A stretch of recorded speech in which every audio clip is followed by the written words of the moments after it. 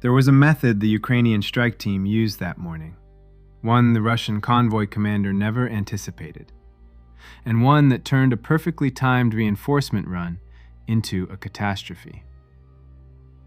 The convoy had been calculated down to the minute. The route had been cleared. The sky had been swept. And yet, within 90 seconds of the first strike, the most important logistics corridor on the southern front was on fire. At just after 6 in the morning, a large Russian military convoy was moving at speed along the R-280 highway, a route that had become indispensable after strikes disabled the Kerch Bridge crossing. The formation was substantial: fuel tankers, heavy trucks loaded with artillery shells and missiles, armored vehicles carrying reinforcement troops, and a screen of BTR-80s providing escort. The convoy commander had timed the movement deliberately. Russian airstrikes the previous afternoon had forced Ukrainian drone units to stand down through the night. The assumption was straightforward: the sky above this corridor was now clear. That assumption was wrong. A specialized Ukrainian UAV unit, operating under the 412th Nemesis Brigade, had remained in position. This unit existed specifically for high-difficulty, strategically valuable strike missions, where timing, coordination, and deception matter more than raw numbers. It had been watching the route. Within minutes of the convoy appearing on reconnaissance feeds, 32 FPV drones powered up simultaneously. The convoy was less than 11 minutes from a key Russian logistics hub on the southern front.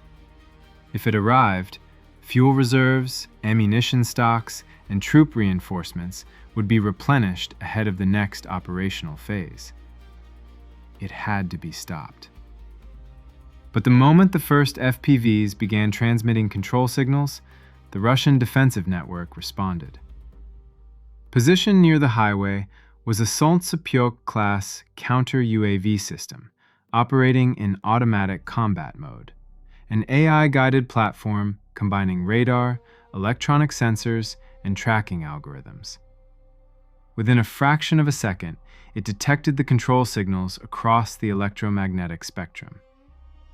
The data was immediately pushed into the Russian command network.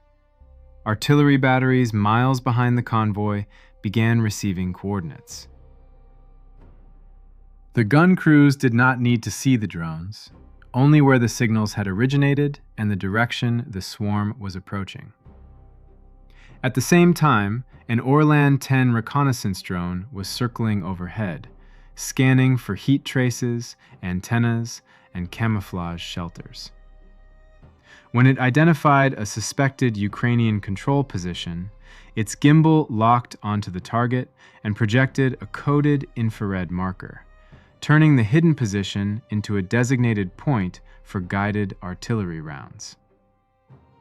Data from the counter-UAV system, the Orlan-10, and a counter-battery radar were synchronized across the Russian tactical network. Suspected Ukrainian control positions began appearing on Russian command screens in clusters. Within 90 seconds, those coordinates could become impact points for heavy artillery. The Ukrainian forward team understood exactly what was closing in. Move too early, and the FPV swarm could be jammed before reaching the most valuable targets. Wait too long, and the control crews would be destroyed before the drones ever struck. They chose to attack, and simultaneously began preparing to hand over control. The first team transferred command of their drones to a second team, positioned roughly a mile away. The transferring drones switched temporarily to GPS waypoint tracking, a window of several seconds, flying without a human hand on the controls. At over 100 miles per hour, those seconds represented hundreds of feet of semi-autonomous flight. If the handover failed, a significant portion of the swarm could crash, or arrive at the target in a broken pattern. The transfer completed at the last possible moment. 35 seconds later, the position the first team had just abandoned was destroyed by artillery. The team was already sprinting across agricultural fields. The second team now controlled 20 FPVs, nearly doubling the electromagnetic signature the Russian systems were tracking. Artillery rounds began landing near their position. One struck close enough to throw a curtain of dust across the team. But the operators kept their hands on the controls. The calculation was precise. Russian artillery needed a certain number of seconds to correct coordinates and fire the next salvo. The Ukrainian team needed only a few seconds to transfer control. A third team already had its systems open, ready to take over the moment the second team had to run. Another shell landed closer. Blast pressure hit the operators in the chest. No one released the controls. The handover to the third team was completed under fire. The second team abandoned everything that was not critical: sleeping bags, food, personal gear. Only control tablets, signal transmitters, batteries, and directional antennas were carried out. By now, 32 FPVs were converging on the Russian convoy from 3 directions simultaneously: northeast, southwest, and west at a lower altitude. Each group held its own flight layer, its own approach axis, and its own timing. A wall of rain was advancing from the coast, with lightning flickering behind low cloud. Each strike generated an electromagnetic pulse capable of disrupting control signals. Battery levels were dropping. The convoy was less than 2 miles away. This was a single strike wave. There would be no second chance. The BTR-80 escorts responded. Their automatic cannons swept the low sky in short bursts. For several seconds, the air in front of the convoy became a crossfire zone. But this wave was not coming from one direction. 5 FPVs were destroyed in the first seconds of defensive fire. That loss had already been calculated. The remaining drones kept descending, cutting through the gaps between streams of fire, spreading along the length of the formation. The first targets were the fuel tankers. 8 FPVs struck the tanker cluster at the front and center of the column. Small warheads punched through tank shells, tore fuel lines, and ignited compressed fuel vapor. The first explosion rose as an orange fireball. Burning fuel spread across the road and dragged fire along the traffic lane. Vehicles behind braked in chaos.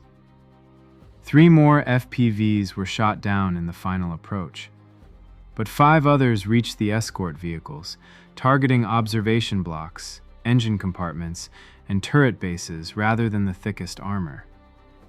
Sighting systems were damaged. At least 1 escort vehicle lost the ability to maneuver. The defensive layer began to crack. Then the smoke changed everything. Visibility along the highway dropped to dozens of feet. The BTR-80 crews could no longer clearly see incoming drones. Inside that smoke, the next group of FPVs shifted toward the heavy cargo trucks loaded with artillery shells and missiles. When the first drone struck a loaded cargo bed, secondary explosions followed, artillery rounds and missiles detonating in chain reactions, throwing fragments and fire to both sides of the road. One burning truck dragged the vehicle behind it into the flames. Within seconds, the center of the convoy had become a line of domino explosions. A smoke column rose hundreds of feet and was dragged sideways by sea wind across the open fields. The final FPVs struck the armored troop carriers, hitting engine compartments and side sections where armor was thinnest. the formation collapsed into chaos. Drivers abandoned their vehicles and ran toward drainage ditches. 3 trucks attempted to leave the road, but became stuck in soft soil, unable to escape the spreading fire. The R280 highway was no longer a reinforcement corridor. The strategic logic of this strike was precise. Ukraine did not need to assault fortified defensive lines directly. It struck what kept those lines operational: fuel, ammunition, and transport. One destroyed fuel tanker slows a mechanized group. One exploding ammunition truck silences an artillery battery. One convoy blocked on the R280 forces Russia to reroute, extend escort requirements, pull air defense assets into the rear, and search for alternatives under increasing pressure. The coastal road to Crimea is no longer a safe corridor. Each strike like this does not only destroy vehicles, it tightens pressure on an entire logistics system. And logistics, in a long war, is everything. If this content gives you a clearer picture of what is happening on the ground, subscribe to the channel and leave a like. It helps this kind of detailed analysis reach more people. And if you stand for peace and a free Ukraine, leave a comment below.